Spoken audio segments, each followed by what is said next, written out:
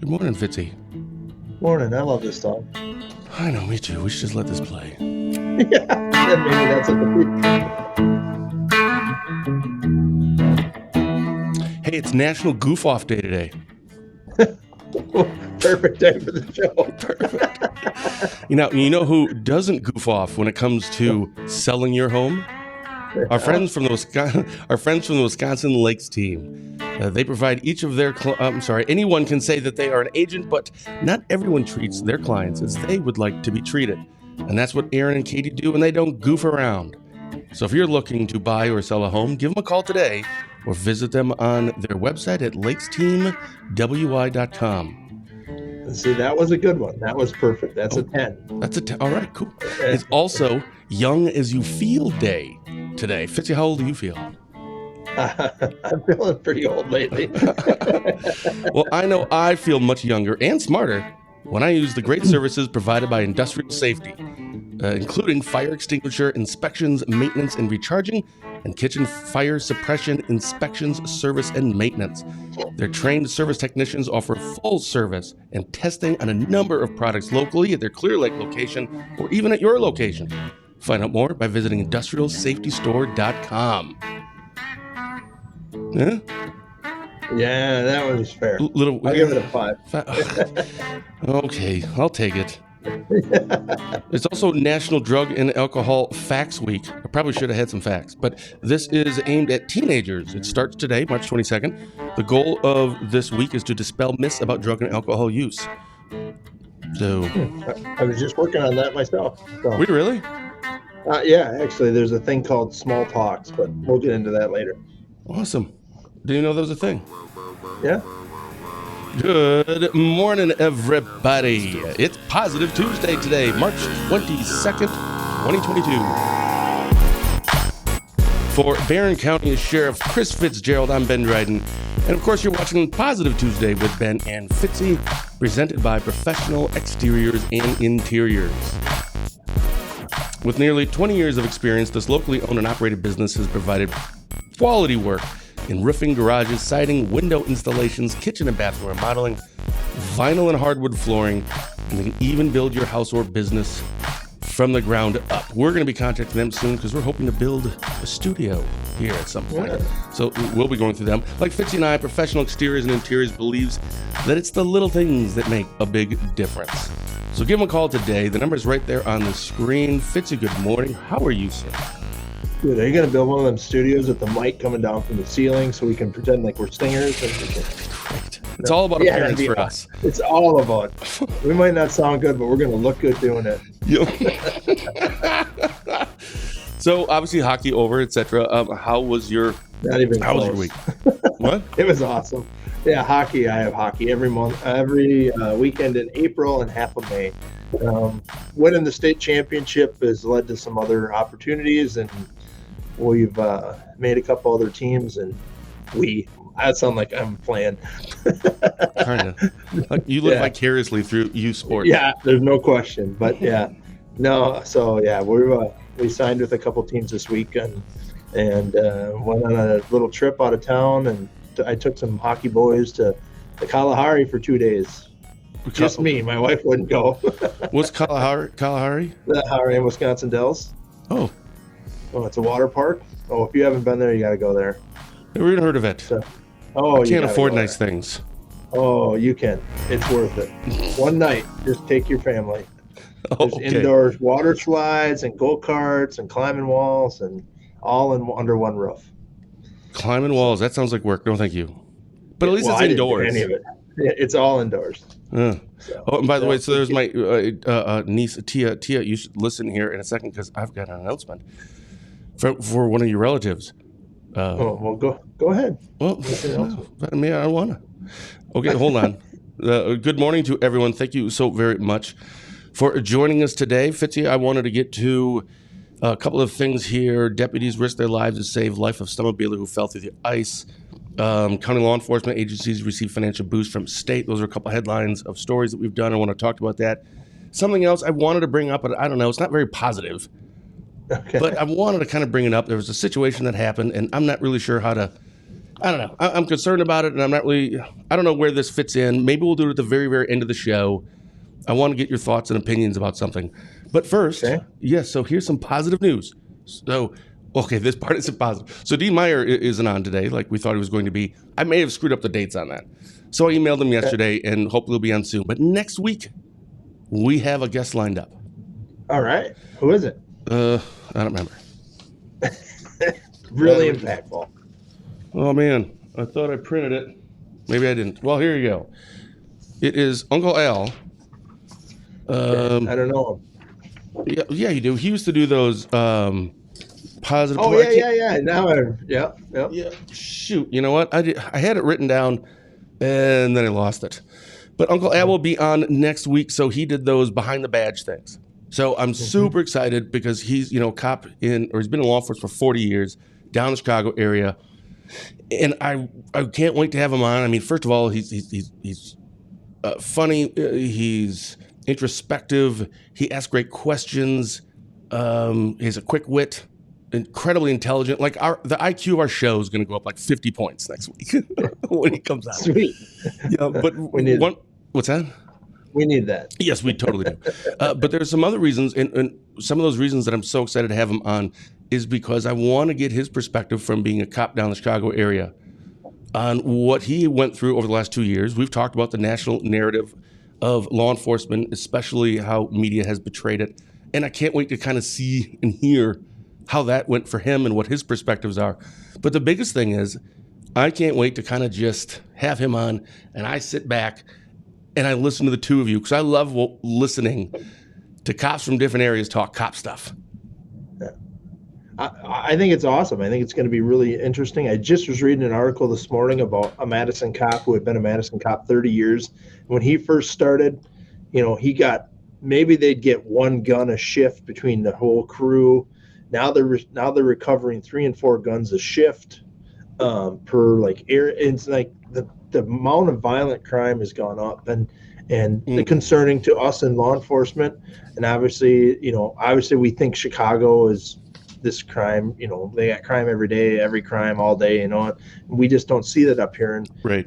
But we're starting to see some of that come closer to home, and I don't like that, and we need to deal with that, and we will deal with it when it comes. But as drugs get more dangerous and fentanyl becomes out there and all that stuff, so no, I'm very excited to have that conversation with them, and you're finding out about this for the first time, like literally live. I didn't even tell you about this. I want to surprise you. I'm already generating questions in my head. So yep, it's going to be so awesome. I can't wait. Right. He took some PTO time even just so he could be on the show. Oh, that's sweet. I'll let him know that's what you said. Yeah. Yep. So that'll be next week, Uncle Al on the show. So press releases and articles. You had one from I can't remember what day it was. Must have been Thursday-ish. Our headline was deputies risk their lives to save life of snowmobiler who fell through the ice. For people who didn't read that or know about that, explain what that was and how's everybody doing? Well, first of all, it was probably in my 15 years, one of the most scariest, close to, death incidents that we've had at the sheriff's department. So it's way more serious than the press release puts on. And it's way more brave than our press release puts on. Our deputy did an unbelievable job, and we haven't released the name of the deputy or the snowmobilers yet. And they're recovering and doing good, and that's good. That's all that matters. But it's a big deal. We received a call on Saturday night about 12:05 a.m. Of a missing snowmobiler. That's right. I'm sorry. It was over the weekend. Yeah. I said I forgot. Thank you. Yeah. And so on Saturday, our deputies drove to the area where the missing snowmobiler was. What it was 4 snowmobilers were on the lake driving around. I don't know if they were visiting friends or going from bar to bar, whatever they were doing, it doesn't matter. Sure. And they were driving back, and there's a aerator that keeps the ice from freezing in a certain spot on Prairie Lake so that the fish survive. And it's marked. It's got reflective barriers and buoys, and I don't know what it looks like. I haven't seen it during the daylight hours, but it just leaves a small area of the lake open. And so the first 3 snowmobilers knew the lake and told the 4th person to follow them along the lake. They followed them along the lake, but for whatever reason, he took a different route back home, and ultimately they assumed he went in, but they weren't sure if he went onto the shoreline or took a different route home or back to their cabin. So they didn't actually know he was in the water. So our deputies responded to the scene near the Wolf's Den or on Prairie Lake, just outside of Cameron, and started to look around, both on shore. They interviewed the guy on shore and said, "Hey, why don't you go check the cabin, make sure he didn't go back there or find a different route there." But they assumed he might be in the water. Can I ask a question about how long, from a time frame standpoint, from when they realized, from they last saw him to, okay, now we're going back, and I'm not trying to place blame or anything on anybody. That's not what this is. It's just to help me understand the time frame of that. Minutes. I mean, he was there and wasn't there, so that's where the assumption was. Maybe he went through the lake, or maybe he hit something on the shore. It could have been. They didn't see which route he took. Obviously, he was the last snowmobile in the line, so they didn't know if he went left, went right, around the aerator, whatever it was. So Sure. For whatever reason, so our deputies, sent some people to the shore. It was near a bar. There was a couple people that our deputies knew that were out there and said, "Hey, I have a UTV. We know the lake. We're going to drive around to him." And he's like, "Great, drive the shoreline, whatever you want to do." So our deputies started to walk out on the lake with their flashlights just to look around. One of our deputies is very familiar with the lake, knew the ice thickness, was, actually had his buddy or somebody he knew, I shouldn't say his buddy, somebody he knew ahead of him in the UTV. So, and all of a sudden our deputies walking along, and they're, probably 10 feet apart from each other, got their flashlights, they're yelling and they're looking around, and all of a sudden, boom, he drops through the ice. And that is terrifying. Luckily, he catches himself, and he's in the water.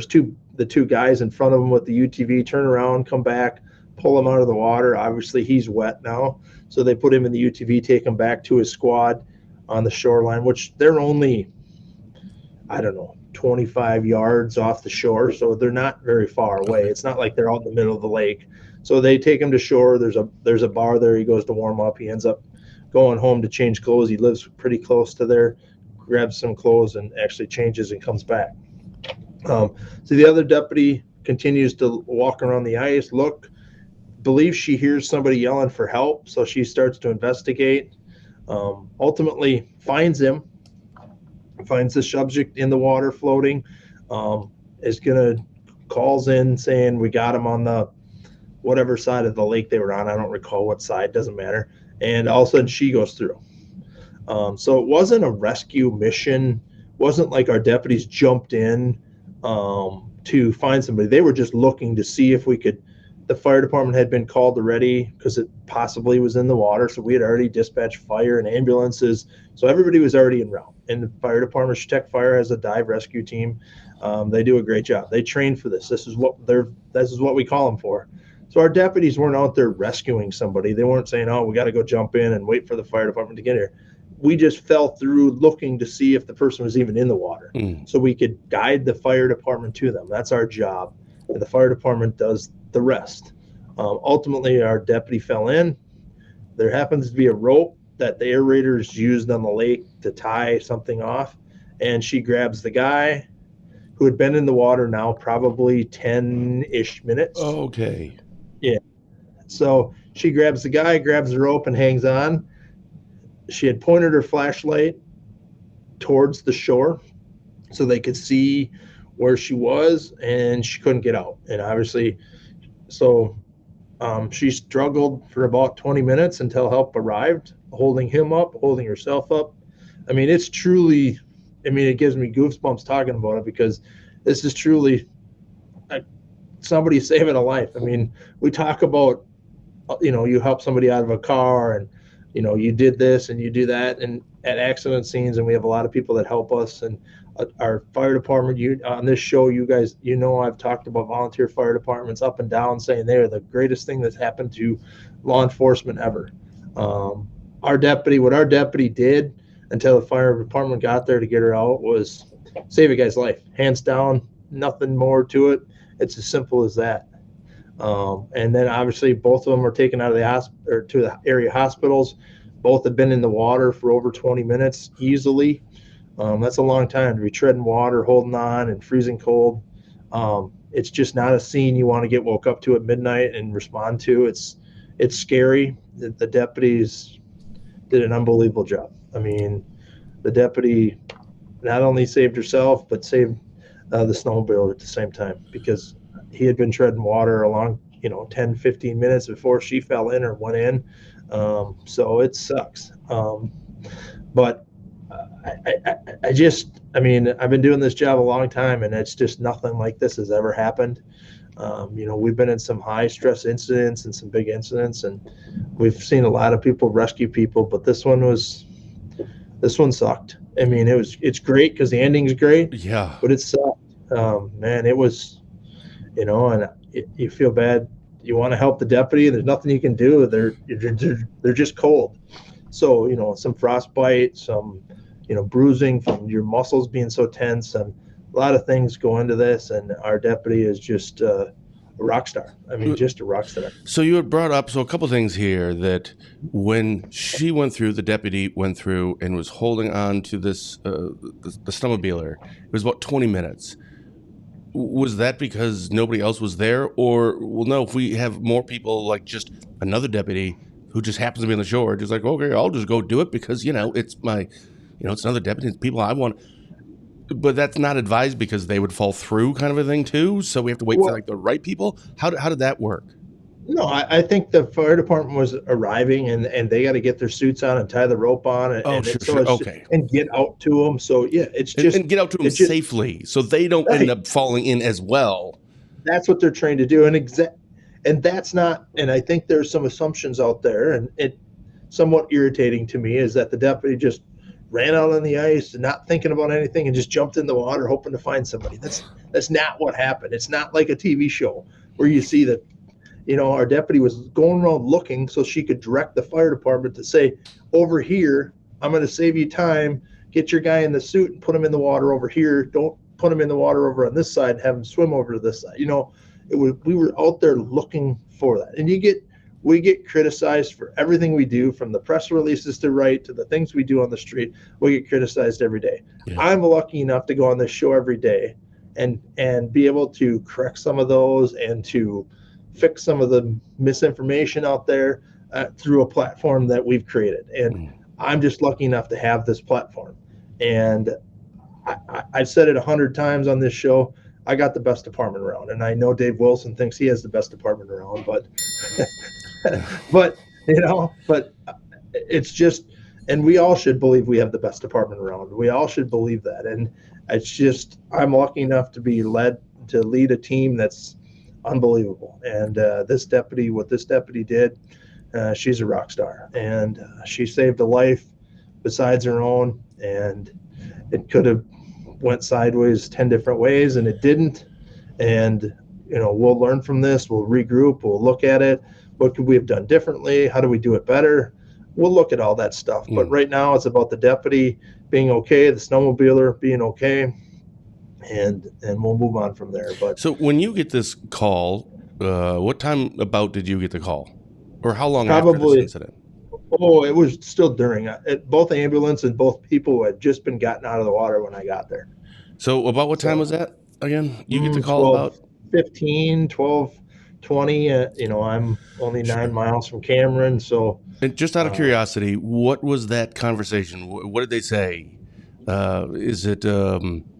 Hey, someone fell through the ice, get here quick. Or is it, no, we're going to explain everything to you. So what information did you have that led you to go, dude, I got to get up and get going right now? What was that? No, we have a system in place. So our dispatchers can literally hit a button that says admin on their system. So they don't have to dial my phone number, wait for me to wake up. So it's an automatic page to myself, my captain, my chief deputy. We get it automatically. It's called an admin page, and it basically sends the CAD right to my phone. The CAD is the call. Everything that's going on in the call, live as it is, gets sent directly to my phone. My phone sets a different, it goes bloop, bloop, bloop, bloop, like an emergency. What's it? And I read it. What is it? Whatever. And so Sorry. it's a system that they don't have time to say, hey, is the sheriff awake? Can you wake up? We need you. Right. They got it. I want them helping other people, not calling me. Oh, So it's an automatic sure. button. Boom. I get up. When that goes off, it's not something like, oh, I wonder if they need me. It's like, It's go nope, time. it's go time. I was up out the door, and jump in So your squad. on your way there, you don't want to bother anyone per se, but you must have had a call. So what were you thinking? How long of a trip is that for you from where you were coming from to where this situation was happening? About how long? 5 to 7 minutes it 5 to 7 takes me. minutes. So in those 5 to 7 minutes, what was going through your head? Is our deputy? I had heard when I got in the car, started it to get going. I had heard everybody's out of the water. That was my only, and that was the biggest concern. But there was still, we had to figure out, make sure it was just one snowmobile missing. We had to make sure everybody was accounted for and doing all that. So, yeah, it's a little less stress that everybody was out of the water, but it's just no one said, oh, they're out of the water and they're all talking or they're all this. And so I asked where the staging area was to the one deputy that I knew wasn't in the water. He said, we're meeting here. And I drove right to that scene. When I got there, I went right to the ambulance and checked on the deputy, checked on the snowmobiler, and then we started to assess the scene. They had all the help. There's nothing else I can do with that. Kudos to the Barron police officer who met our deputy at the hospital to make sure he could be there if she needed anything. That's teamwork, and that's about one department, one goal in life is to make sure all of our deputies go home safe at the end of their shift. So it was stressful, but it turned out to be great. And I got to talk to our deputy about 2.5 hours after she'd been out of the water, and she was recovering and she was smiling. And I mean, the best part of this story is she only concern was she had handled the complaint earlier that night where someone had been scammed out of some money, and she wanted to make sure that case got completed because she knew she wasn't going to get back to it. I mean, that's how great our deputies are. I mean, she didn't think of, oh, I did this and did this, or I'm a hero and I want a parade. She was thinking about the scam happened that she went on for this couple that she handled an hour prior to that, and that's what she was concerned about. She was okay. She had called her family. I mean, it's just awesome. It's just, I mean, I got the best job in the world, the easiest job in the world. But some of the naysayers out there and some of the, we're going to push back a little bit more. It's time to say, you know what, you don't get to just say whatever you want about whatever topic you want all the time. It's just, we've got to be better. And, of course we'll learn from this and we'll maybe do a couple things different next time, but by no means did our deputies just run to, oh, this is really thin ice, we should be really careful. No, it was very thick ice. In fact, there was a UTV in front of them. So if that UTV didn't go through the ice, Right. But they did. It's just that I don't like ice, but it's an amazing thing when you think about it. That admin page. By the way, I've been getting a little emotional a couple times here just listening to you, so that's why I can't talk. But that admin page, I think, is what you called it. The thing that just hit a button and it goes right to you. Yeah. Out of curiosity, when did that start? Well, when we bought it, when we changed it for our fire department. So, fire departments used to have a pager. Everybody had a pager, and they still do have pagers. But everybody carries their cell phone with them, and so we bought a system. In fact, the Cumberland fire chief purchased it the first year for us. He made a donation so his guys and gals could get paged to fires faster. And it basically sends the actual page that goes to your pager to a cell phone. It's called Code Red. And it also allows us to send weather alerts to people, and it's through your cell phone. It's called Code Red. It's very right. Yeah, I've heard of that. Yeah. And so I think Washburn has that too. Yep. Yeah, I think they do. So it's a very unique system, something we purchased a few years ago. It started with the Cumberland Fire Chief helping us buy that, and then we expanded it. More fire departments added on. We added on to it, and so we pay the difference in that. It used to, it's how many users you have. And so every fire department in Barron County has it. Every sheriff's deputy has it. So we can page all of our deputies with the push of a button. We don't have to call all 21 patrol members. We just push a button and we could say, everybody come in. Our SWAT team gets paged the same way. We don't have to say, hey, SWAT team member 1, hey, SWAT team member 2. We just hit one page. Everybody gets it. When they know when that goes off, it's time to go. And so you went out there. It's going to seem like a weird question, but why? You talk all the time about how or I have said, I should say, I've talked all the time about how you're the face of the sheriff's office, and I think you should be as the sheriff, just as a chief should be for their departments. But you get this call, it's midnight. You have wildly capable deputies and other police departments out there and fire, and you've trained for this. Why do you go out there? That's my job. My job is to make sure 78 people go home at the end of their shift, and one of those 78, was down, and that's not okay. And we're going to make sure that all 78 go home, and that is my function, is to make sure 78 people go home. And and it's a major incident. We're going to obviously get a lot of press release, press comments. I got a call from every news station after we put this out. Obviously, everybody wants video and film. There's a possibility there might be some video recovered. Obviously, both of their body cameras are soaked. All of their equipment is wet. So we're Code Red. Yeah, it's I am responding. Thanks, Al. It's I am responding. And Code Red is our alert system. Yes. Okay. See, like Code Red, I've heard of, but I don't think I get when I hit that. I don't get that on my phone. I am responding. Maybe I'm doing it wrong. Yeah. Right. Al fixed me. Yeah. So I wanted to get to something else, but real quick, I want to follow this. You had brought up, I'd be remiss not to do a follow-up question. You had said we may need to, push back a little here. We're not going to let. What do you mean by that? Well, I think there were some comments out there yesterday and the day before about how our deputies shouldn't be running out there on the ice. That's not their job. And I disagree. Our job is to save lives, and however we do that, so because there is a train. Chetek Fire Department is trained for this. There's no question.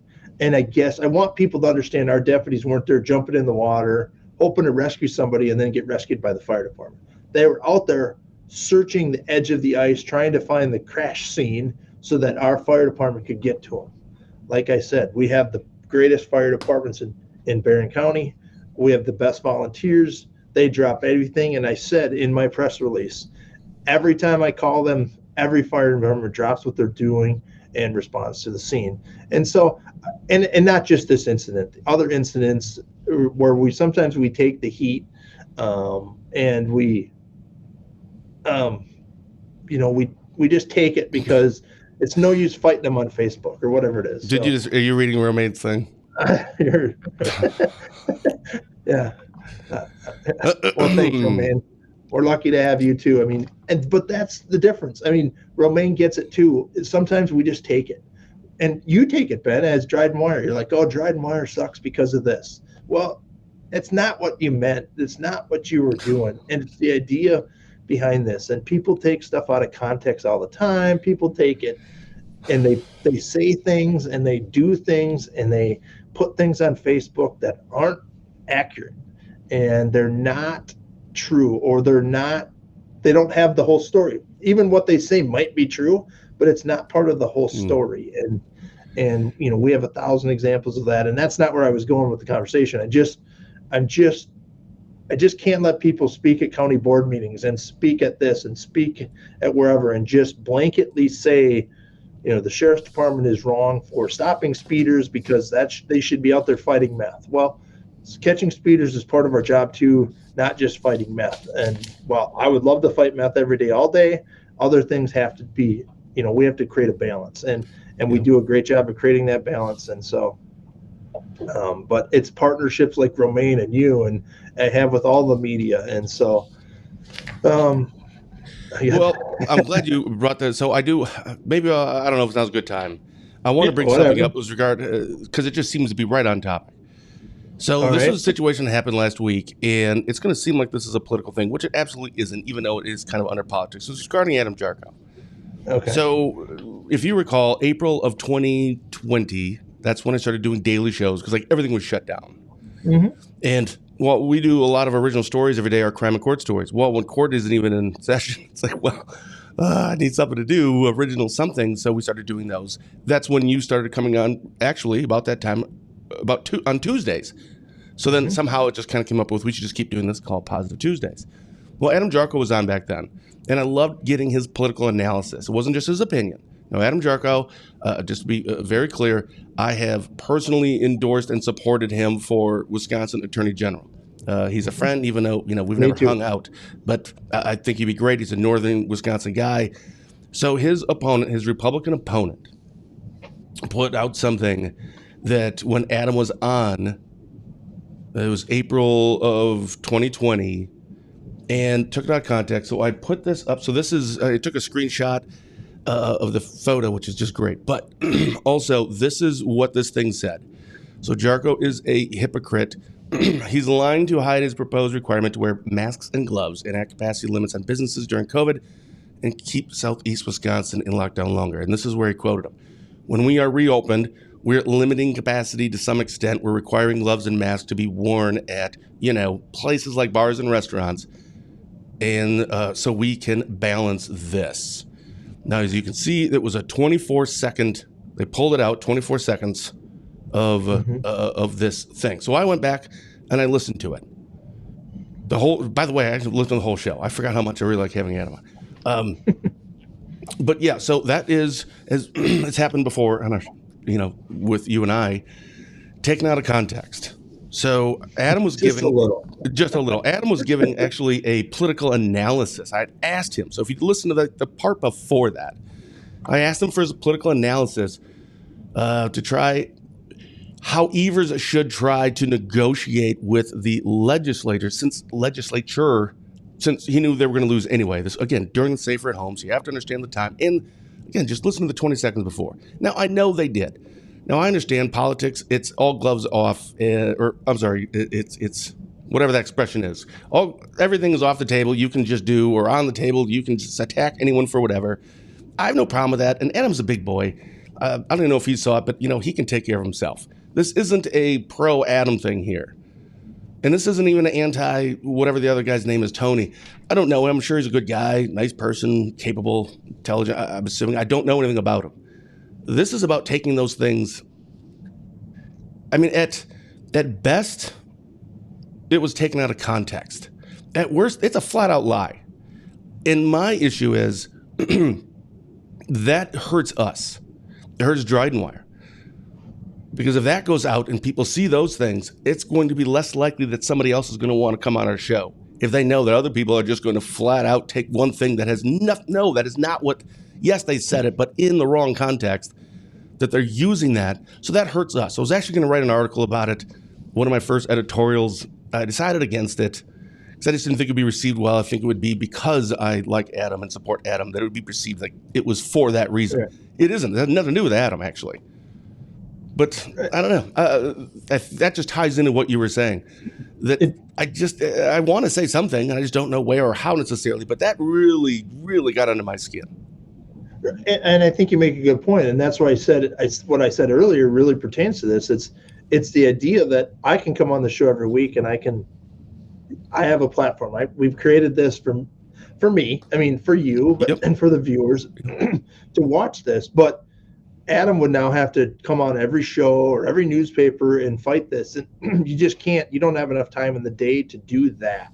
Luckily, I'm local to a one county area, but when they took our example and took it out of context, it was in the USA Today and the New York Times. And it was just like CNN and Huffington Post and something else. And it's like, okay, you got to tell the whole thing. Right. And then I went on the offensive a little bit and said, that's not what we were saying. And then I stopped because it wasn't worth. They weren't printing my whole story. I can stand here and talk about the topic for the next 25 minutes, and you probably won't shut me down. But the USA Today or even the local newspapers aren't going to give me the back page to run my whole story or rebut some issue or do that. And Adam can't do that across the state of Wisconsin or any politician, not just Adam. Mm. And so, and I endorsed Adam, and I don't have a problem with the other candidate either, except that Adam's from the north. I think Adam will do a great job. Me too. I think he's really pro law enforcement. I want somebody that's pro law enforcement because we're not seeing that with our current attorney general, and that frustrates law enforcement. I'm not saying he's doing a bad job, but he's not. We don't feel the support of law enforcement that we feel with Adam. I mean, I feel the love. I mean, and I haven't. I've talked to Adam on the phone. I haven't met with him personally yet. I mean, I know him. I met him, but he's doing a great job. He's working the state of Wisconsin, and that's a tough thing to do. And I'm very impressed with how hard he's working.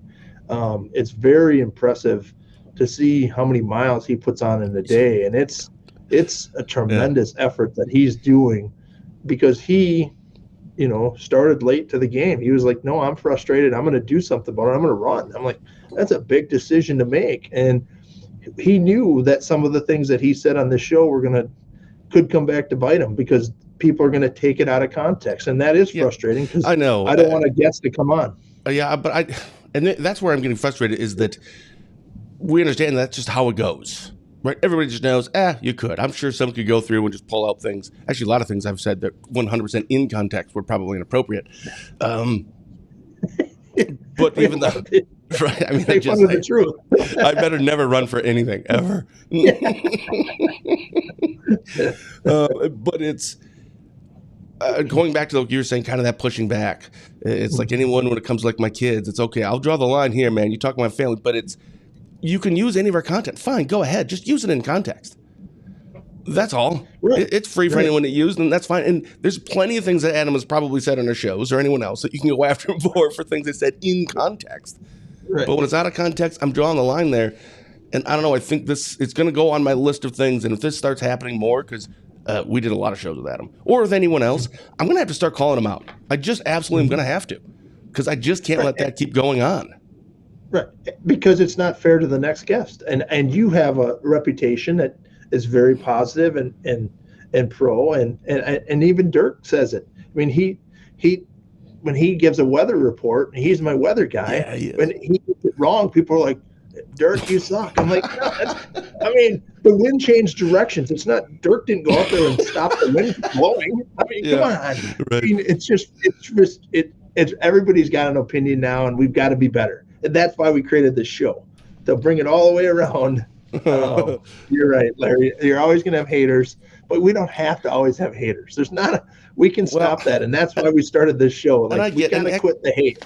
And I get that. Actually, I don't mind having haters. Anytime, like Tom Tiffany was on last week because we had a monthly show with our congressional district representative. It happens to be a Republican. If it's a Democrat, we'd do it with a Democrat. But every single Thursday, right after that show, within 24 hours, I get multiple emails just bashing on me and Republican propaganda and all this stuff. I don't mind haters. I mean, it's your opinion, and that's fine. I disagree with it. I mean, everyone's entitled to their opinion, even though theirs is wrong. The haters I can deal with. It's when you state opinions as facts or you take things out of context. That's what I don't like. So, and again, this stuff hurts our show. It hurts the likelihood of having other guests on. They're going to have more trepidation. Because especially if they're running for something, they're going to be less likely. And I get it's already live, so there's already a lot of reasons where it's a lot of people are very hesitant to begin with. It's not as easy as people think. When you don't know, like anything comes out of my mouth next could be like the worst thing I've ever said in my life, and you just don't know when that's going to accidentally slip out. I can't imagine what that would be, but could be something. Anyway, I don't want to dwell on that too much. It's just you had brought that up, and it just kind of fit in perfectly. Yeah, and no, it did fit in perfectly, and you never know what's going to happen on a live show, what question's going to come on the screen next to us, and that's what's fun about it. I enjoy it because I could be walking down getting a donut at the bakery. Barron Bakery's opening back up too. I'm pretty excited about that. Nice. But somebody could be asking me a question. Well, it's my job to answer the question. I'm the guy. My name's on the door.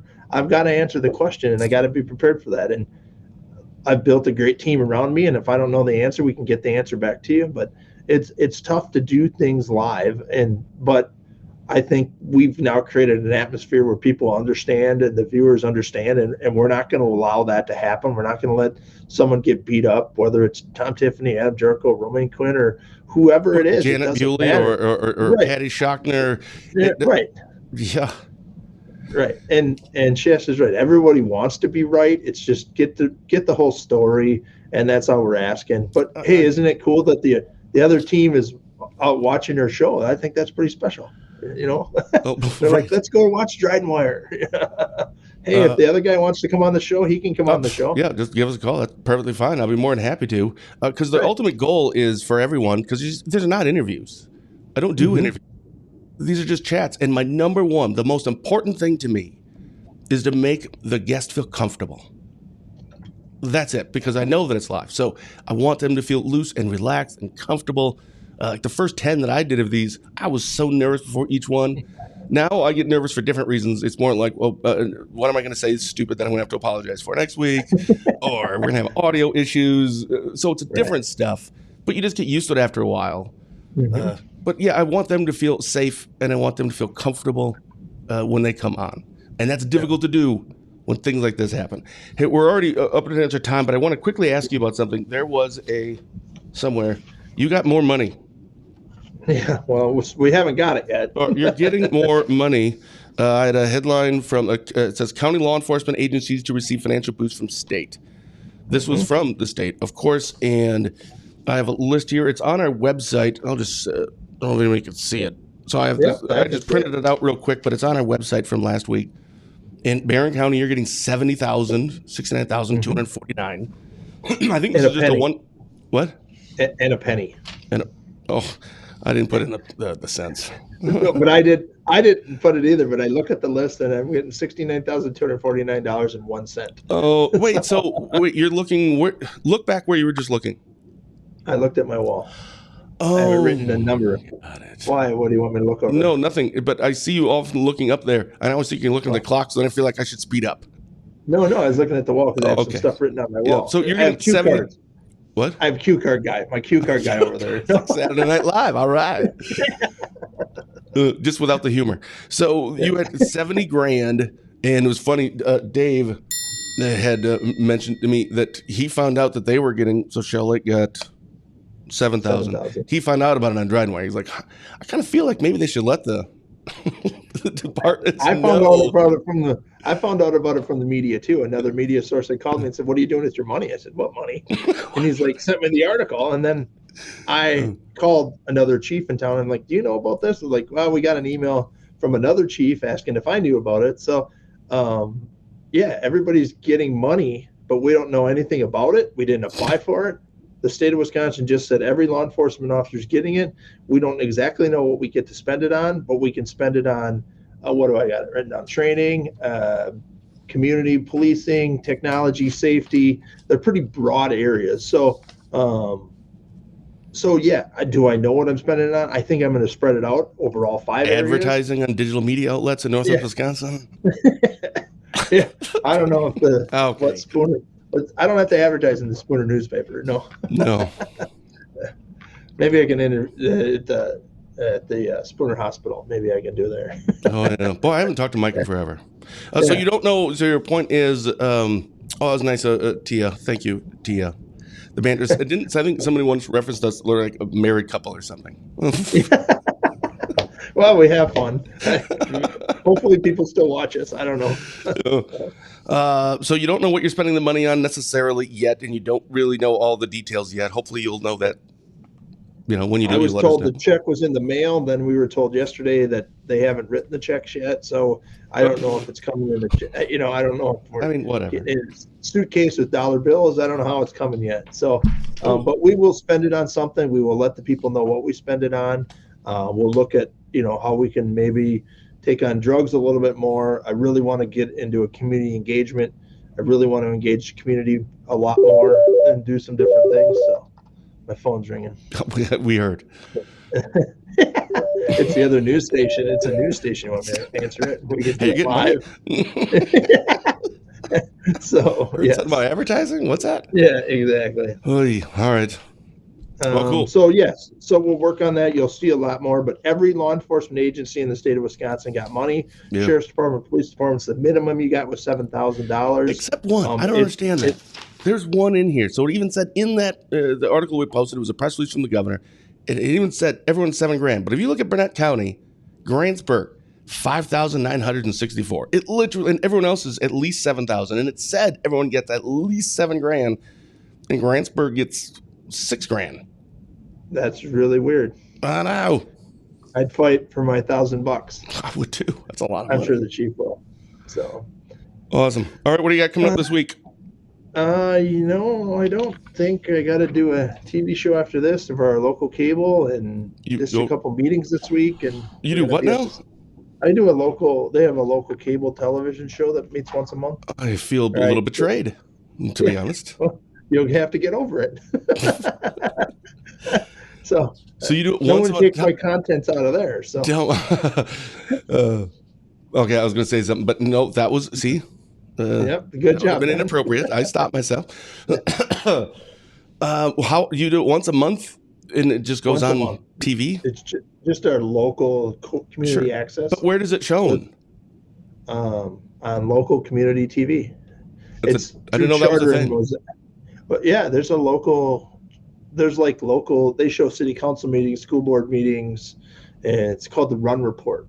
And we just talk about things that happened over the last month. Sure. Kind of like we do on the show, but weekly. We only have 22 minutes or 23 minutes to do the show. Sure. So once a month, we just talk about different things in the sheriff's department. Is it also available online? Yeah, I think so. Oh, I'll have to look into that. It'd be interesting to see you on other shows. Yeah, how good I am. It'd be like watching my wife on a date with someone, and me watching it, going, "This is weird." Is that one of those times I shouldn't have said it? Okay, I have no idea. Week? No clue. Nothing. No. You haven't read your list or what? No, haven't gotten to any of that yet. It's been it's been really, really busy for the last 2 weeks, so just taking a day at a time. That's right. All right. That's all I know. That's all. Everybody have a great week and enjoy the weather.